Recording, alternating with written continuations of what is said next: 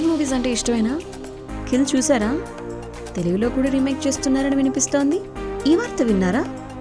Mobile masala వాడి film Nagar కబుర్లోకి వెళ్ళిపోతాం. గత కొంతకాలంగా బాలీవుడ్ సినిమా ఇండస్ట్రీ దక్షిణాది సినిమాల వైపు చూస్తూ వచ్చింది. ఇక్కడ సక్సెస్ అయినటువంటి వాటిని వారు అక్కడ రీమేక్ చేసుకుంటూ వచ్చారు. వాటిలో కొన్ని విజయాలను అందుకోగా మరికొన్ని బాక్స్ ఆఫీస్ వద్ద చతికిల పడ్డాయి. అందుకు అక్షయ్ కుమార్ సర్ఫిరా రీసెంట్ ఉదాహరణ అని చెప్పాలన్నమాట. అయితే ఈ క్రమంలో బాలీవుడ్లో విజయవంతమైనటువంటి మూవీని ఇప్పుడు తెలుగులో రీమేక్ చేస్తున్నారు అని చెప్పి ఒక టాక్ వినిపిస్తుంది.